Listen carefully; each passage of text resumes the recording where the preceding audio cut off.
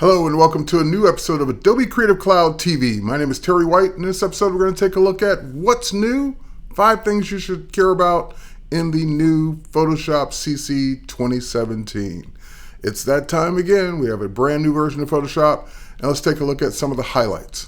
So first, it starts off with literally what's new. So let's go to the new dialog box. Now, normally people are opening their photos in Photoshop and they begin working on them, but sometimes we need to create a canvas or a piece of art from scratch. And there's a whole new experience in the Command in or Control in experience. So if we say new or use your keyboard shortcut, that will take you to this brand new document window. Now, you can still do what you traditionally do. If you want to create a custom size, you just click on a custom size and alter it to your heart's content and make it whatever you want. And of course, there's some presets there to help you get started for whatever it is you're trying to make. But you'll also notice, in my case, especially under my recents, I've got some documents that look like images. They're actually templates. That's right. For the first time now, Photoshop comes with built-in templates that you can use to get started, and you can, of course, get more from Adobe stock. So for example, if I go to Photo, let's say I'm trying to create a photo collage, there are some preset templates here that are free for me to download, high-res templates, ready for me to go. So for example, I downloaded this hanging poster mock-up earlier. It just gives me the brick wall, gives me the picture frame, and of course I can customize it, putting whatever text or images I want inside the frame. And this is great for people that are in a pinch to create something fast. They need something that looks good, and maybe they're doing marketing materials and they just want to be able to do something without having to design it all from scratch. And that's why we use templates in the first place. Of course, there's the print category for people that are doing flyers and posters and business cards and greeting cards and thank yous and you name it, it's here. And again, a lot of these are free. Now, of course, you can go in, if you don't like any of these, you can go in and do a search and find more templates, but these are the ones that are freely available for you to download and start using. And once you download them, they're yours to keep using as many times as you want.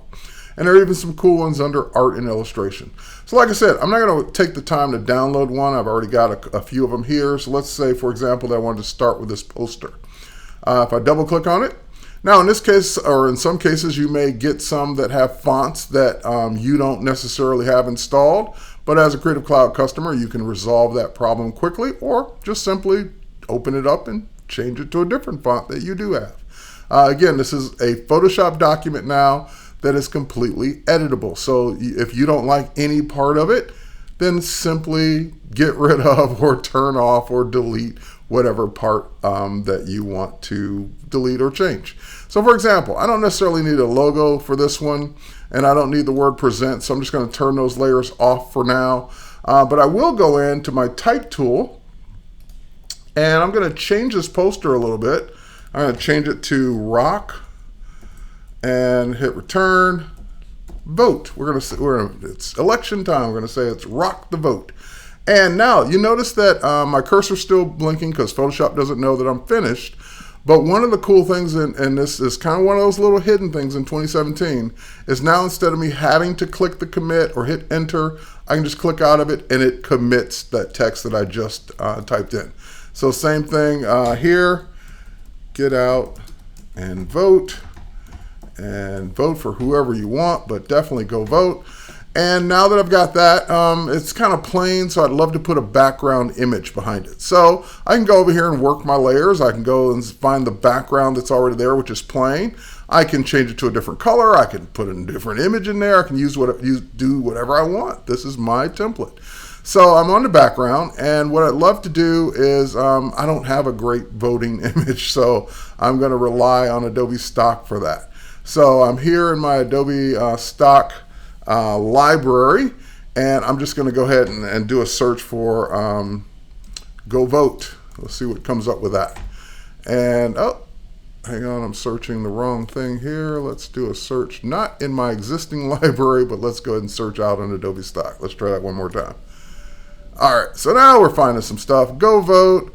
Some of these are okay. Again, I'm trying to find something that would be a good background image. So maybe not go vote. How about just vote? Let's see what happens when I do that. Just simply changing the keyword can make all the difference in the world, and in this case, it did. All right, so I got a lot to choose from here, and again, I'm just trying to visualize what would look good behind my Rock the Vote thing here. And I love the vote buttons. Those are kind of cool, and those would fill in nicely behind it. Maybe even if I draft or bring those down a bit, but I like that. So what I can do is simply drag that right into the canvas. So that's right. I have a Adobe stock preview image, and since I was on the background layer, just put it right above the background layer, and then I can of course size this to my heart's content, because all we're trying to do is just kind of like have this be a background kind of image to our Rock the Vote. And as soon as I lock that in, the preview image is there. Now keep in mind, this is a preview image. I have not licensed it yet. I have not said that this is the one I want, because I'm experimenting. I'm seeing if this is really what I want to use. And now that I'm here, I can kind of see that this circle is really not cutting it. So maybe I want to go ahead and lower the opacity of that circle, or simply remove it, or lower the, you know what, not the opacity of it necessarily, maybe the fill of it. There we go. And maybe lower that a little bit more, or increase it a little bit more so we can still see the Rock the Vote. But you get the idea. I am completely customizing this to my heart's content, making any changes I want. I can move stuff around, delete things, turn layers on and off, replace the layers, change the text. I got a template that got me started on my creative process. And that's what you can now do in the Command N, Control N, new dialog, the new dialog box in Photoshop 2017. Okay, so that's one of my 5 things. Let's get to thing number 2, which is going to be one of my, it was actually an update to an existing feature. And that's what you'll find a lot in this 2017 release, is that it won't be as many new, never seen before features as it will be adjusting, changing, making better the features that were already there. And this next one's an example of that. So let's go to this one. If you've seen me work in Photoshop before, especially with Face Aware Liquify, you've seen me do this. And as a matter of fact, the last time I did this, I had to use a trick to make it work, because Photoshop has a liquify function that is face aware, but back before the 2017 release, if I, like you can see, his right eye on our left side is a little bit bigger than his other eye. If I wanted to make that adjustment, it would only do it to both eyes at the same time. So while making this one a little smaller, it was also making the other one, which is perfectly okay, a little smaller. So that is no longer the case. So what I'm going to do is go to my filter menu, and this is an option. You don't have to do this, but I'm going to say convert for smart filters. And what that will do is make this layer, or this filter that I'm about to apply non-destructive. That way I can always go back and adjust it. So now we'll go to our filter menu. We'll come down to liquify, and it already detected the face, and it's already on face. Of course, you can still warp. You can still do all the things you normally do in liquify. But now you'll notice that eye size, eye height, eye width, eye tilt, there's 2 sliders now. So we have one for the right eye, we have one for the left eye. We can control them now individually. So apparently it's our left, not his left or his right. Okay, so here we go. I can adjust just that one eye without adjusting both eyes. So we're going to bring down the size, and we're also going to bring down the height just a bit. Now we won't get a perfect match, but again, we'll make it a little bit more reasonable, where it doesn't look like one eye is just literally bulging out. And that is one of the new things in Face Aware Liquify. So being able to do this is awesome in this new option here that we have. Also, I want to just remind you you probably want to always have your pen edges turned on, so that when you're warping, you're not accidentally pulling in the sides of your image.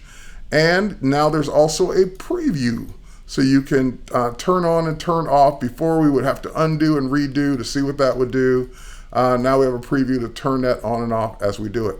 You can also turn off on and off the widgets for the Face Aware Liquify as well. All right, so with that said, Yeah, the show face overlay. So you can turn that on and off if that's distracting. You can turn it off. Okay, so there we go. We click OK.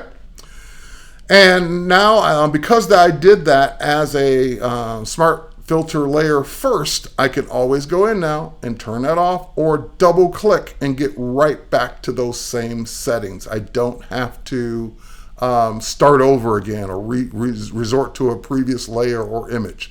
That's what I love about smart objects and smart filter layers. All right, our next one is something that you probably wouldn't have ever expected to have in Photoshop, and I really didn't realize how advantageous it would be until I started playing with it.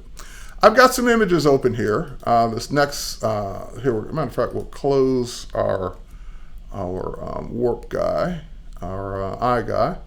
We don't need to save that. All right, so we've got some images open here, and these are all taken as a pano, not that one. These four. These four images are taken to be a panoramic image. Now, I know where the panoramic options are, but let's pretend for a second I didn't, or maybe I forgot. Maybe it's been a while since I've used them. And that happens a lot in Photoshop, where you might know where something is, you might have an idea of what something should be called, and you would love to just know where it is. I run into that all the time, especially for things I don't use every day.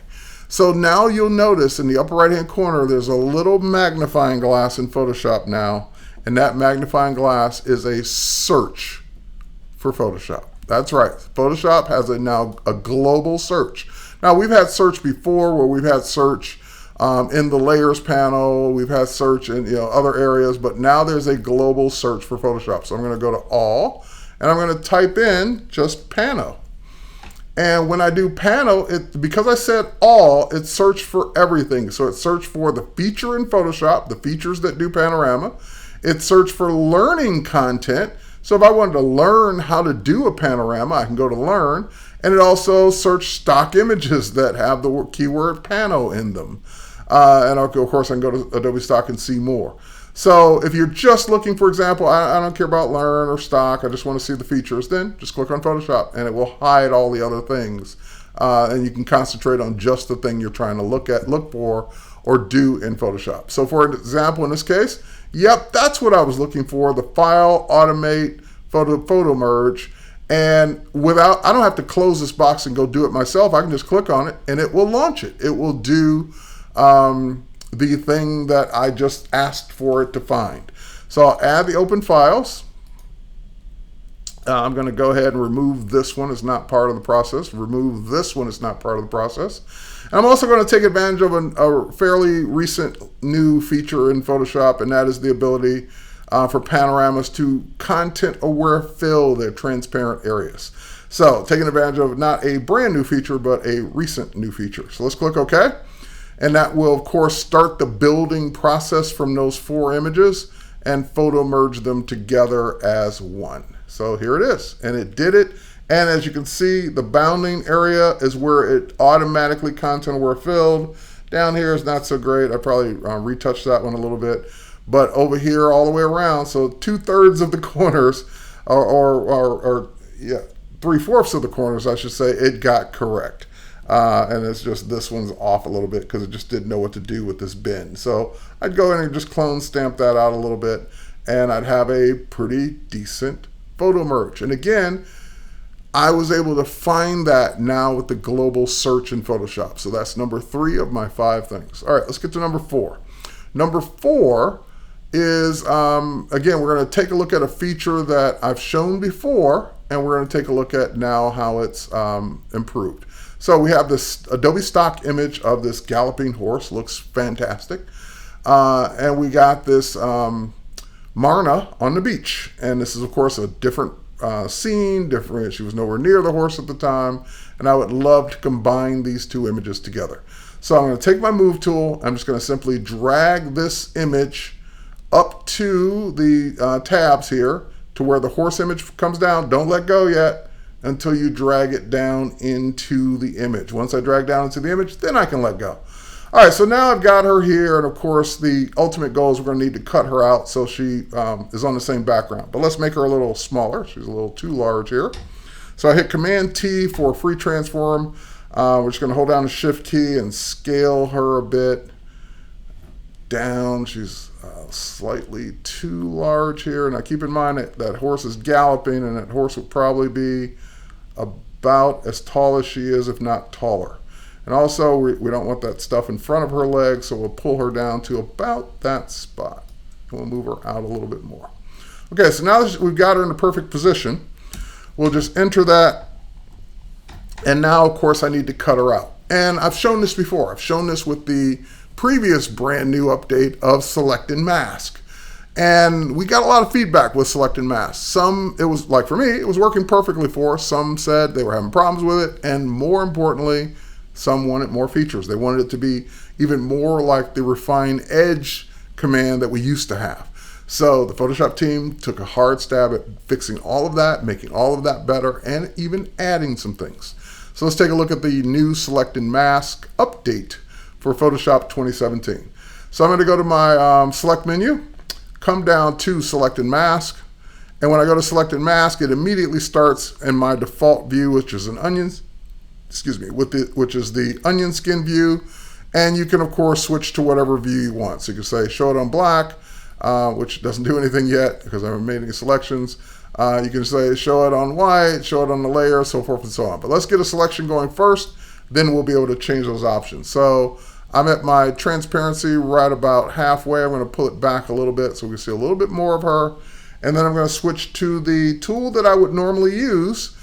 Even before this with Refine Edge, I would have used Quick Select. So that's the advantage, is that Quick Select is now built in, and we can of course just start making our selection. Now, it looks like it's doing a fantastic, perfect, great job, but I guarantee you it's not. And the way we can tell is we can adjust this transparency slider to see, and again, it looks pretty good. It looks awesome, but that's because she was on a background that was kind of close to what we're putting her on now. She was on a blue sky kind of background, so we take away that background, looks like it's perfect.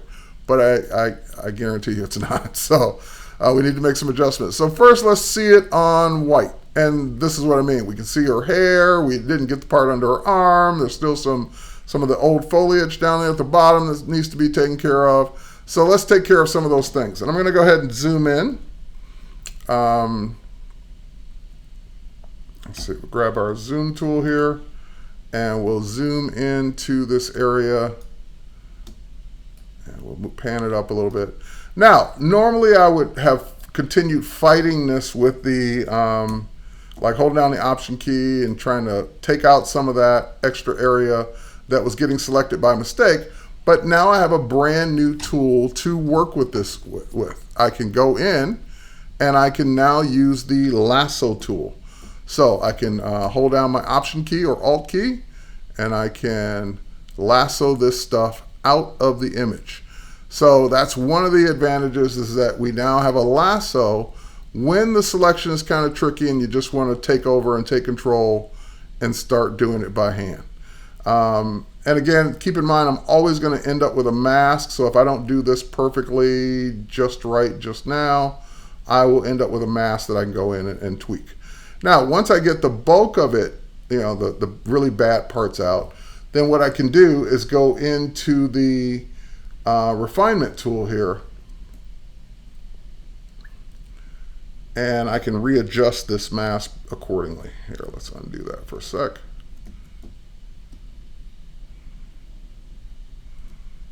And let's go ahead and make this smaller.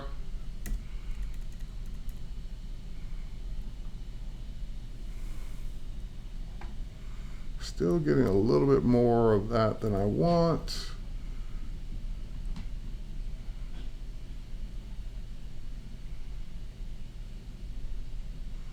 So we'll just take our brush tool and we'll brush it. Oop. We'll brush it away. We just won't get won't get too carried away with it. Ever have one of those moments? All right, won't get too carried away with the brush. There we go. So hold down the Option key, which is the negative brush, and we can just go ahead and just kind of fine tune it along that edge just a little bit better and brush that right out. Same thing over here, where it's kind of not smooth where I want it, so let's go ahead and smooth that out. And then I can let go of the option and put it back on her leg where I need it. There we go. All right, so now we'll come over, and we got a bigger problem over here with her hair. So we'll grab the refinement brush here, and same thing, we're just going to tell it that this background is the color we want, and we'll just go ahead and brush that right out. Bring back her hair where we need it, and brush that right out of the scene. There we go. So it cleans that up really nicely. And we can use that around the edges too, and especially right in here where we have a lot of it to take care of. Let's go ahead and take care of all that.